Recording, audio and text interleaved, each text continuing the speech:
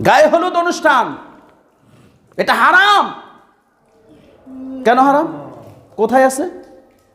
যা কিছু রাসূল সাল্লাল্লাহু আলাইহি সাল্লাম করেননি, সাহাবায়ে কেরাম করেননি, কিন্তু এই উম্মতেরা অন্য সংস্কৃতি থেকে নিজের সংস্কৃতির ভিতরে ঢুকাইছে, অমুসলিমদের সংস্কৃতি ঢুকাইছে। এটাই হারাম, নিষিদ্ধ। আপনি কিতাব খুঁজতে আছেন, কোথায় পাইছেন? রাসূল করেছেন? তা আপনি করেন কেন? আপনি ফেলেন কই? মেয়ে ছেলে বিয়ে দিবেন, গায়ে হলুদ করবেন না। আপনার মেয়ের জীবনে শান্তি আসবে না, ছেলের জীবনে শান্তি আসবে না। ঘরে ঘরে অশান্তি, ঘরে ঘরে অশান্তি, ঘরে ঘরে তালাক তালাক তালাক। কারণ আপনি বিবাহের সুন্নতের মধ্যে নাই, রাসূল সাল্লাল্লাহু আলাইহি সাল্লামের সুন্নতের মধ্যে নাই, আল্লাহর বিধিবিধানের মধ্যে নাই। যেদিন যেই বাড়িতে বিবাহ অনুষ্ঠান শুরু হয় ওই বাড়িতে সেদিন জোহর ফজরের নামাজ শেষ, জোহরের নামাজ শেষ, আসরের নামাজ শেষ, মাগরিবের নামাজ শেষ, এশার নামাজ শেষ। পরের দিন ফজর নামাজ শেষ, সারা রাত কি করছে? আড্ডাবাজি করছে, ঘুম থেকে জাগ্রত হইতে পারে না। ভুল বলছি মনে হচ্ছে? এটা কিসের বিবাহ? যেই মেয়েটার বিবাহ হয় ওই মেয়েটাও পর্যন্ত নামাজ পড়তে পারে না এবং পড়ে না। সংক্ষেপ করবেন, বিবাহ খুব সংক্ষেপ করবেন। মেয়ে ছেলে উঠিয়ে দিয়ে দেন, চলে যাক, তারা চলে যাক। কিসের আয়োজন আপনার? পান সুপারি খাওয়ানো, মিষ্টি খাওয়ানো? এই সংস্কৃতি রাসূল সাল্লাল্লাহু আলাইহি সাল্লামের সময় তো ছিল না। খেজুর ছিটিয়ে দিয়েছেন, কিংবা খাসি বকরি ছিল, রুটি ছিল, খেয়ে চলে গেছেন 1 ঘন্টার সময়। আর আপনার সেখানে একটা বিবাহের অনুষ্ঠানে দিনের পর দিন, রাতের পর রাত পার হয়ে যায়। সম্মানিত হাদিরিন, লাকুম দীনুকুম ওয়ালিয়া দীন। যারা অমুসলিমদের অনুসরণ করবে এটা তাদের কাছে, আপনার মধ্যে না। আপনি ইসলামকে অনুসরণ করেন, আপনার ইসলাম আপনাকে যা হুকুমত দিয়েছে আপনি সেটারই অনুসরণ করবেন। এর থেকে যখন বের হয়ে যাবেন জেনে রাখুন আপনি ইসলামী আদর্শকেই মানেন না, রাসূলের সাল্লাল্লাহু আলাইহি সাল্লামের ফিতরাতেই মানেন না।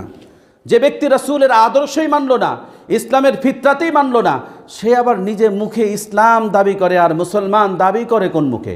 দাবি করা তো সহজ, কিন্তু এই দাবি দিয়ে কি আপনি আল্লাহ সুবহানাহু ওয়া তাআলার কাছে নাজাত পাওয়ার আশা করেন? আপনার এই দাবি দিয়ে কি আপনি আল্লাহ সুবহানাহু ওয়া তাআলার কাছে নাজাতের আশা করতে পারেন? যেটা আপনাকে আল্লাহ সুবহানাহু ওয়া তাআলার রোশানল থেকে নাজাতের কোনো নিরাপত্তাই দেয় না, আপনি কেন তার অনুসরণ করছেন? যেটা আল্লাহ সুবহানাহু ওয়া তাআলার রোশানল থেকে আপনাকে বাঁচাবে না, আপনি কেন তার অনুসরণ করছেন? সম্মানিত হাদিরিন, আম্বিয়ায়ে কেরাম এই অমুসলিমদের সাথে যে বিদ্বেষগুলো ছিল, এই বিদ্বেষের কারণে মুহাম্মদ সাল্লাল্লাহু আলাইহি সাল্লামকে বের করে দিয়েছেন। এখানে আপনি সম্প্রীতি বলতে আপনার এই ভূখণ্ডকে, এই মাতৃভূমিকে মুসলিম অমুসলিম বলতে এখানে অন্য ধর্মাবলম্বী যারা আছে তারা সকলেই কি করতে হবে? মনে প্রাণে এই ভূখণ্ডকে ভালোবাসতে হবে। কেননা সে আগামী দিন প্রহর জাগ্রত হওয়ার পর এই ভূখণ্ডের মাটি থেকেই জাগ্রত হয়, এই ভূখণ্ডের মাটির গাছ লতাপাতা থেকে অক্সিজেন গ্রহণ করে এবং এই ভূখণ্ডের মধ্যে বেঁচে রয়েছে এবং এই ভূখণ্ডের চারপাশের মানুষগুলো নিয়ে সে বেঁচে রয়েছে। অতএব এই ভূখণ্ডকে ভালোবাসতে হবে। যে ভালোবাসতে পারবে না সেই ভূখণ্ড থেকে বেরিয়ে যাবে নিজ স্বেচ্ছায়,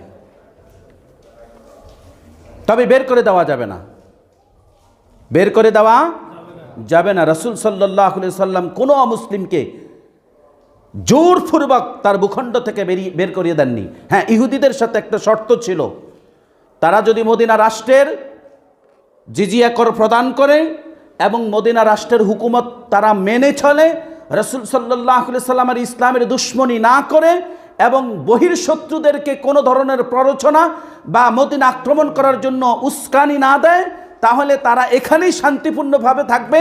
তাদের পরিবার পরিজন জানমাল মুসলিম উম্মাহ পাহারা দেওয়ার জন্য তাদের জন্য আবশ্যক করে দিয়েছেন নবীজি সাল্লাল্লাহু আলাইহি ওয়াসাল্লাম। আর এর ব্যত্যয় যদি ঘটে, এই ভূখণ্ডের বিপরীত যদি করে, মদিনা রাষ্ট্রের যদি বিপরীত করে, বহিঃ শত্রুকে আক্রমণ করার জন্য তাদেরকে প্ররোচিত করে এবং এখানে সার্বিক সহযোগিতা করে, অবশ্যই তাদেরকে ঘাট ধরে বের করে দিতে হবে। এটাই হলো ইসলামী হুকুমত। আপনি যদি বুঝে না থাকেন তাহলে ইসলামী হুকুমতের যে ইসলামের ইতিহাস আছে, ইসলামের ইতিহাস পড়ে নেন। জেনে রাখো, মুসলিম অমুসলিম, অমুসলিমদের দোসররা, তোমরা জেনে রাখো মুহাম্মদ সাল্লাল্লাহু আলাইহি সাল্লামকে মক্কা থেকে বের করে দিয়েছিলেন। সেই মক্কাই মুহাম্মদ সাল্লাল্লাহু আলাইহি সাল্লাম বিজয় অর্জন করেছিলেন। আল্লাহ সুবহানাহু ওয়া তাআলা সেই জন্য বলে দিয়েছিলেন, ইন্না ফাতাহনা লাকা ফাতহাম, অনেকে পারেনি না, ফাতহাম মুবিনা। যেদিন নবী করিম সাল্লাল্লাহু আলাইহি সাল্লাম মক্কা বিজয় করেছিলেন, সেদিন নবীজি সাল্লাল্লাহু আলাইহি সাল্লাম এই দোয়া পড়েছিলেন, এই আয়াত পড়েছিলেন, ইন্না ফাতাহনা লাকা ফাতহাম মুবিনা। সুস্পষ্ট বিজয়ের সেই ঘোষণা নবীজি সাল্লাল্লাহু আলাইহি সাল্লাম সূরা ফাতাহ আয়াত নম্বর 1 এই আয়াতটি পড়েছিলেন। হযরতে মূসা আলাইহিস সালামকে ফেরাউন তাড়িয়ে দিয়েছিল। মূসা ডুবে মারা গেলেন নাকি ফেরাউন? হযরতে ইব্রাহিম আলাইহিস সালামকে শুলিতে ছড়িয়ে আগুনের কুণ্ডলিতে নিক্ষেপ করলেন। সেই ফেরাউন নমরুদ, সেই নমরুদ শেষ হয়ে গেছে না ইব্রাহিম শেষ হয়ে গিয়েছিল? নমরুদ শেষ হয়ে গিয়েছিল। আজকের ইহুদিরাও জেনে রাখুক, ফিলিস্তিন ভূখণ্ড আবার মুসলমানদের করায়ত্ত হবে ইনশাআল্লাহ। তবে আপনার দেশকে ভালোবাসতে হবে, দলমত নির্বিশেষে আপনি দেশকে ভালোবাসতে হবে। কারণ দেশপ্রেম হলো ইমানের অংশ। আপনার যদি দেশপ্রেমই না থাকে, বুঝতে হবে একটা ইমানের ঘাটতি আপনার মধ্যে রয়েছে।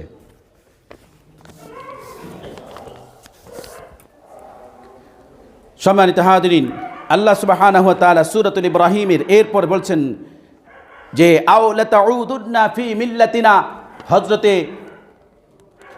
শুআইব আলাইহিস সালাম তার কওমের লোকেরা বের করে দিতে চেয়েছিল। লূত আলাইহিস সালামের কওমের লোকেরা তাকে তার সপরিবারে বের করে দিয়েছিল। একজন পরিবারের সদস্য যায়নি, বা আল্লাহ সুবহানাহু ওয়া তাআলা তাকে যাওয়ার সুযোগ দেননি। বলতে পারবেন কে? হযরত লূত আলাইহিস সালামের স্ত্রী।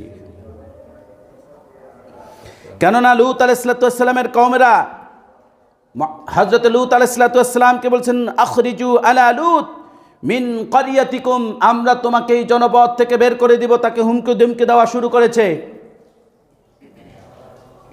কওমে লূতের লোকেরা বলছে, এই লূত এবং তার সপরিবারকে এখান থেকে বের করে দাও। ইন্নাহুম উনাসুন ইয়াতাতাহহারুন, কেননা সে তার নিজেকে পবিত্র সাধ্বী, মানে নিজেকে মুসল্লি, আপনারা বলেন না, আপনাদের ভাষায় বলছি আর কি, বেশি মুসল্লি সাজছে। হ্যাঁ, একটা লোক যদি ভদ্রভাবে কথা বলে, আপনাকে ভদ্রসিতভাবে জবাব দেয় বা ভদ্রসিত আচরণ করে, তা আপনি কি করেন? তাকে টিটকারি দেন, মুসল্লি সাজছে। হ্যাঁ, তাহলে জেনে নেন কওমে লূতের লোকেরা ইন্নাহুম উনাসুন ইয়াতাতাহহারুন, কারণ সে তার আমাদেরকে এখানে সে নিজেকে খুব পবিত্র মনে করে, নিজেকেই খুব পবিত্র মনে করে, অতএব ওকে এর পরিবার সব বের করে দাও। কওমে লূতের লোকেরা হযরতে লূত আলাইহিস সালামকে তার কওম থেকে বের করে দিয়েছিল, তার স্ত্রীকে ছাড়া। কিন্তু পরবর্তী আয়াতগুলি, এই আয়াত থেকে পড়বেন সূরাতুন নামল আয়াত নম্বর 56, সূরাতুন নামল আয়াত নম্বর 56। এই আয়াতের সাথে পরবর্তী আয়াতগুলো পড়বেন, পড়লে পেয়ে যাবেন যে এর মধ্যে কথোপকথন রয়েছে। সর্বশেষ যেই কথাটা দ্বারা এই আয়াতের অংশবিশেষের চূড়ান্ত করা হয়েছে, আল্লাহ সুবহানাহু ওয়া তাআলা লূত আলাইহিস সালাম এবং তার সন্তানাদি স্ত্রী ব্যতীত তার ছেলে মেয়েদেরকে, তার পরিবারের লোকজনকে যখন তার কওম থেকে বের করে দিল, তখন আল্লাহ সুবহানাহু ওয়া তাআলা তাদের উপর শাস্তি নির্ধারণ করলেন। সেই শাস্তির কথা ওখানে বলা আছে, কোরআনুল কারীমে বলা আছে মাতার, বৃষ্টির কথা। কিসের কথা? বৃষ্টির কথা। মাতার বলতে আমরা বুঝি বৃষ্টি, কিন্তু এই বৃষ্টি কোনো সাধারণ বৃষ্টি ছিল না। এই বৃষ্টি ছিল হলো পাথরের বৃষ্টি, এমন পাথরের বৃষ্টি যাকে যেই পাথর আঘাত করবে ওই ব্যক্তির নাম ওই পাথরের মধ্যে আল্লাহ সুবহানাহু ওয়া তাআলা লিখে দিয়েছেন। এবং ওই পাথরেই, যেই পাথরে যার নাম লেখা ছিল, তাফসিরে ইবনে কাসির এবং তাফসিরে মাজহারিতে এই কথাটি বলা আছে, ওই পাথরের মধ্যে যার নাম লেখা ছিল ওই পাথরটি ওই নাম বিশিষ্ট ব্যক্তিকে আঘাত করেছে।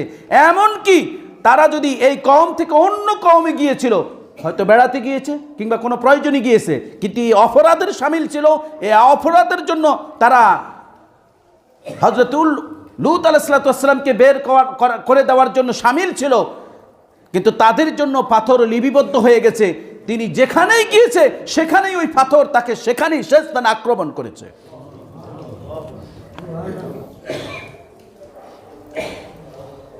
সম্মানিত হাজিরিন,